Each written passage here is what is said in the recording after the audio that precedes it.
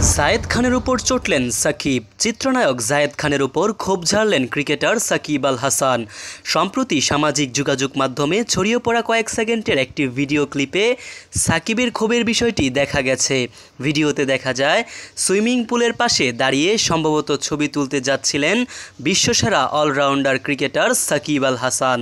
তার ঠিক পাশেই দাঁড়ানো চিত্রনায়ক জায়েদ খান। হঠাৎ দেখা যায় সাকিব তার হাতে থাকা মোবাইল ফোনটি সুইমিং পুলের পানিতে ছুঁড়ে ফেলে দিয়ে হেঁটে চলে যান। কিছু বুঝে ওঠার আগেই সাকিবের এমন আচরণে হতভম্ব হয়ে যান জায়েদ খান। ধারণা করা হচ্ছে পানিতে ছুঁড়ে ফেলা ফোনটি জায়েদ খানের। ভিডিও দেখে ধারণা করা যাচ্ছে সাকিব আল হাসানের সঙ্গে জায়েদ খানের কোনো ভুল বুঝাবুঝির ঘটনা ঘটে থাকতে পারে। সে কারণেই হয়তো জায়েদ খানের উপর চটেছেন সাকিব আল হাসান। শেষমেশ মেজাজ নিয়ন্ত্রণে রাখতে না পেরে হাতে থাকা ফোনটি পানিতে ছুঁড়ে মারেন।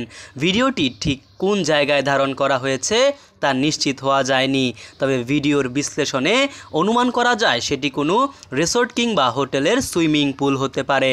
লোকমুখে শোনা যাচ্ছে ব্যক্তিগত কাজে গিয়ে সেখানে সাকিব আল হাসানের সঙ্গে জায়েদ খানের দেখা হয়। তখন একে অপরের সঙ্গে কুশল বিনিময়ের মাঝেই ঘটে যায় অনাকাঙ্ক্ষিত ঘটনা।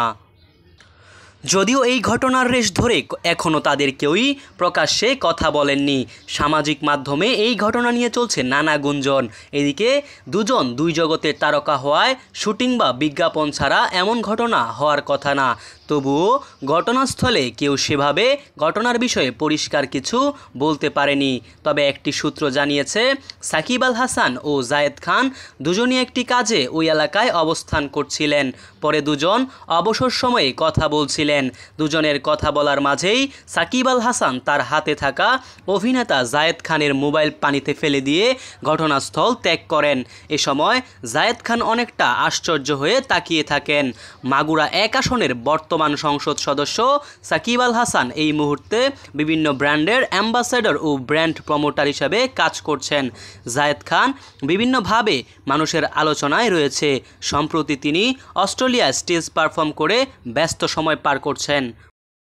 মোহাম্মদ সায়েম সরকার, নিউজ বাংলাদেশ 64।